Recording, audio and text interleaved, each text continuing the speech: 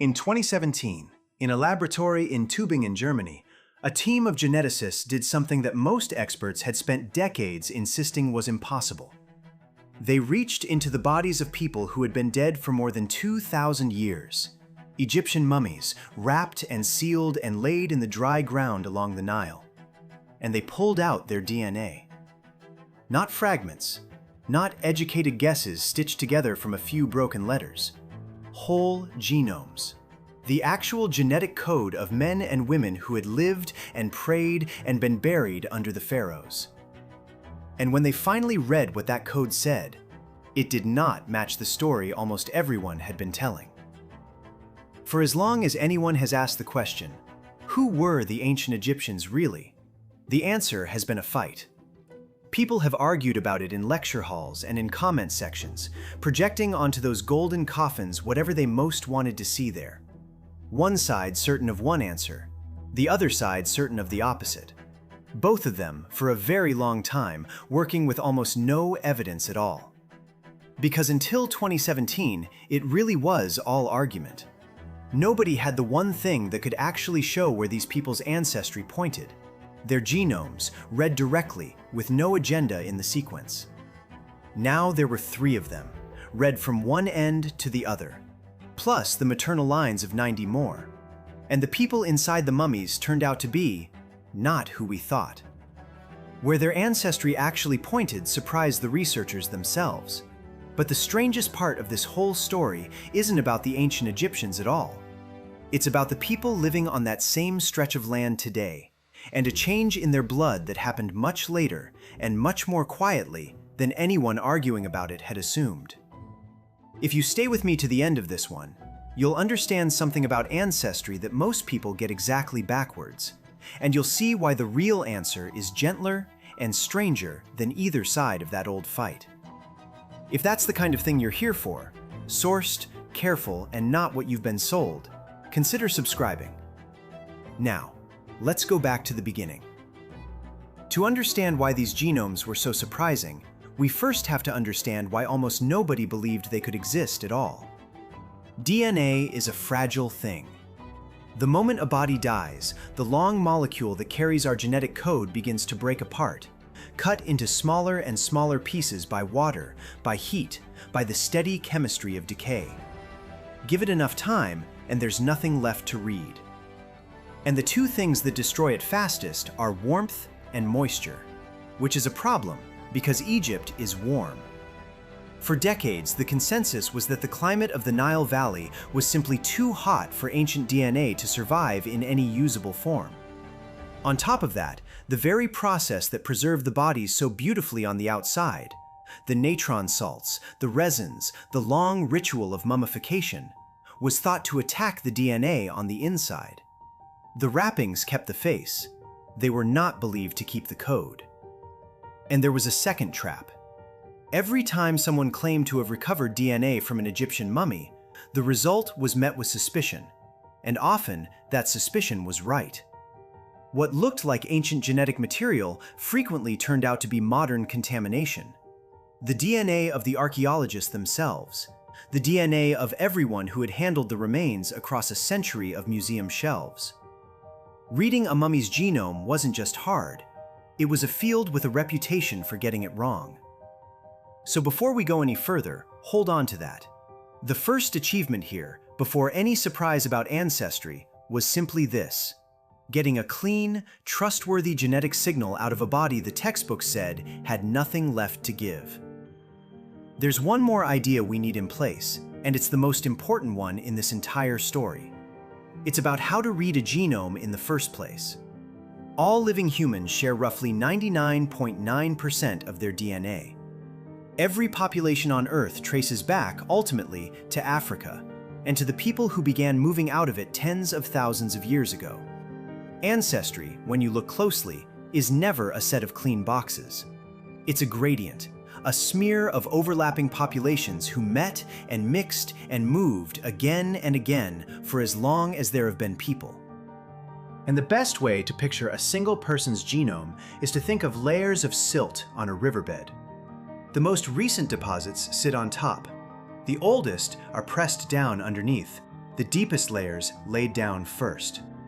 Read those layers in order, from the bottom up, and you are reading a history, a record of who arrived in a population. That image matters because Egypt, of all the places on Earth, was never a sealed vault. It was a crossroads. Hold that phrase. We'll come back to it. A crossroads, not a vault. So, in 2017, the team, led by Verena Schuenemann and Johannes Krause, working out of the University of Tübingen and the Max Planck Institute for the Science of Human History, set out to do the thing that wasn't supposed to work. They sampled 151 mummies from a single site, Abusir el-Meleq, a town in Middle Egypt that had served as a burial ground for well over 1,000 years. Generation after generation of ordinary Egyptians had been laid to rest here. Not only kings and queens, but the people who farmed the floodplain and lived their lives along the river. Their bodies were prepared and wrapped and committed to the dry earth, which would, without anyone intending it, hold on to a message meant for no one, until someone 2,000 years later thought to look. They built what are called genomic libraries, a way of capturing and copying nearly every surviving scrap of DNA from a sample. And they held themselves to a strict test, because ancient DNA, it turns out, gives itself away. After thousands of years, the molecule carries a particular kind of damage. Its fragments are short, broken down to tiny lengths, and the very ends of each piece carry a chemical signature of age that fresh, modern DNA simply doesn't have. By demanding that signature, the team could hold the genuine ancient sequence in one hand and set the modern contamination aside with the other. And against the expectations of the entire field, it worked. When the dust settled, they had complete maternal line genomes from 90 individuals and full genome-wide nuclear data from 3. The samples stretched across roughly 1,300 years of Egyptian history, from the late period of the New Kingdom through the Greek Ptolemaic era into Roman times. The maternal genomes were a powerful start, but they trace only one thread, the single unbroken line of mothers.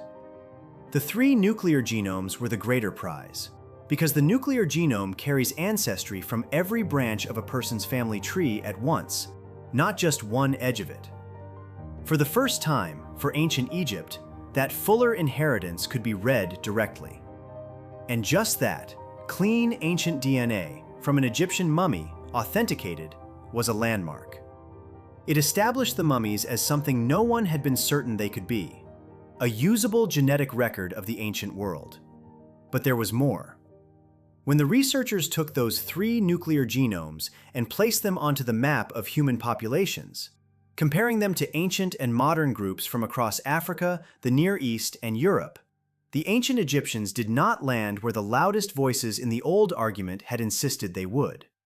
They sat closest to the ancient Near East, to the Levant, the eastern coast of the Mediterranean, and to the early Neolithic farmers of Anatolia in what is now Turkey, the people who first carried agriculture into the wider region thousands of years earlier. Those Anatolian farmers matter more than their name suggests.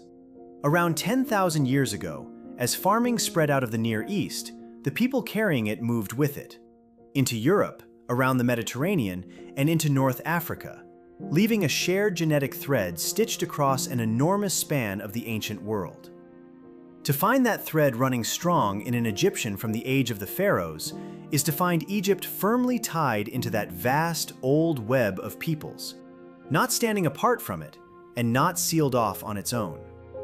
Stated plainly, with no ranking in it and no trophy handed to anyone, the man laid in that painted coffin shared more of his ancestry with farming communities of the Eastern Mediterranean than the modern argument had led people to expect. Not because one ancestry is finer than another. That idea has no place here, and the science doesn't support it from any direction.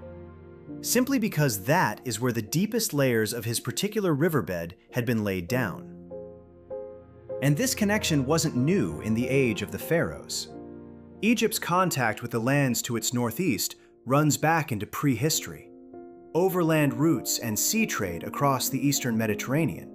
the slow traffic of farmers, merchants, and ideas moving back and forth for thousands of years before the first pyramid was raised. A deep, ancient tie to the Near East was, in that light, not a scandal waiting to be exposed.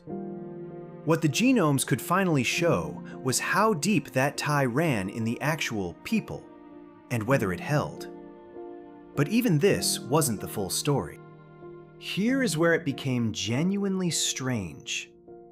Remember that the mummies spanned 13 centuries, and in those 13 centuries, Egypt was conquered and conquered and conquered again. The Assyrians came, then the Persians, then Alexander the Great, and after him, 300 years of Greek-speaking Ptolemaic kings, then Rome. You would expect each of those waves, each new ruling class, each garrison, each generation of settlers arriving in the conqueror's wake, to leave a fresh mark in the gene pool. Wave after wave of newcomers should, by the usual rules, slowly reshape the people underneath them. The samples barely moved. Across all of that upheaval, across Assyrian, Persian, Greek, and Roman rule, the genetic profile of the people at Abusir el-Meleq stayed remarkably steady. Johannes Krause, one of the authors, put it about as directly as a scientist can. The popular idea that foreign domination had flooded Egypt with outside ancestry and made the population more Eurasian was, if anything, the reverse of what they found. The conquerors ruled. On the evidence from this site, they did not rewrite the people. It's a lesson that turns up again and again in this field once you start looking for it. A conquering class is, almost always, a thin layer at the very top. Soldiers, administrators, a new royal court. Powerful out of all proportion to their numbers, but small. They can change the language people are governed in, the gods named in the temples, the face stamped on the coins, and still leave the deep ancestry of the farming millions beneath them almost untouched. Political power and genetic legacy are simply not the same thing. One can turn over completely while the other barely stirs. And the deeper the team looked, the stranger it became. Because the real surprise in this study was never hiding in the ancient samples at all. It was waiting in the next comparison they ran. They lined those ancient genomes up against 135 living Egyptians, people from the same country, in some cases not far from the same ground. And the ancient and the modern did not quite match. Modern Egyptians carry a layer that the mummies did not. More ancestry from sub-Saharan Africa, a genetic component that sits in the sediment of the genome near the top, which is to say, recent. By the study's estimate, it's a modest but real share, and crucially, it was added after the era of the mummies had already ended. After the pharaohs, after Rome. Think about what that means for a moment. The change in Egypt's ancestry that people had spent so long arguing over, projecting it backward onto Cleopatra, onto the pyramid builders, onto the whole sweep of pharaonic history, that change was real. It genuinely happened. It simply happened later than the argument assumed. Not in the age of the pharaohs, in the long centuries that came after them. And there are good historical reasons for it. The centuries following Roman rule saw the trans-Saharan trade routes deepen and widen, caravans and movement linking Egypt and North Africa ever more tightly with the lands to the south, across the desert. People moved with the goods, as they always have. And over many centuries, that steady traffic, up and down the desert routes, along the Nile corridor, folded a new strand of ancestry into the population. Not in a single dramatic event, not a conquest, not a replacement. A slow, cumulative settling, layer by patient layer, the way a riverbed actually fills. One seasoned silt at a time. The riverbed kept taking on silt, It just took on this particular layer late. To put the scale of this in perspective, we are reading in the DNA of people alive right now the faint signature of trade routes and migrations that played out over the last 1,500 years or so. Written into bodies, passed down quietly through generation after generation, until a sequencing machine in Germany finally read it back out loud. And it wasn't only those 3 nuclear genomes that pointed this way. Remember the 90 maternal line genomes? The mitochondrial DNA, the strand passed down only from mother to child, unbroken, generation after generation. That's a completely separate inheritance system from the nuclear genome, and it told the very same story. The ancient Egyptians at Abusir el-Meleq carried maternal lineages that belonged to the Near East and the wider Eurasian world. And the maternal lineages most strongly tied to sub-Saharan Africa, the ones that are common in Egypt today, were, in those ancient samples, largely absent. 2 different parts of the genome, inherited in 2 completely different ways, arriving at the same conclusion. The sub-Saharan layer that makes up part of modern Egyptian ancestry simply hadn't arrived yet. Not in these people, not at this place, not in this stretch of time. And there's something quietly moving in that. Each of those 90 maternal genomes is an unbroken chain. This person's mother, and hers, back and back through time. Every link a real woman who lived along this river and passed her mitochondrial DNA forward without ever knowing she was carrying a message. Thousands of years of mothers, ending in a sample tube in a German lab. The chain didn't break. It just, finally, got read. Now, the careful part. The part the channels chasing the loudest version of this story tend to skip right past. This was 3 nuclear genomes. 3. From 1 cemetery in 1 region of Middle Egypt. The maternal lines added 90 more voices, but the deep, genome-wide picture rested on 3 individuals. And the authors said so themselves, plainly. This cannot stand in for all of ancient Egypt. Not for the deep south toward Nubia, where the picture may well have looked different. Not for 3,000 years of one of the longest-lived civilizations in human history, compressed into a handful of people from a single burial ground. It is a real window, but it is one window in one wall of a very large house. That honesty isn't a weakness in the finding. It's the whole reason the finding is worth trusting.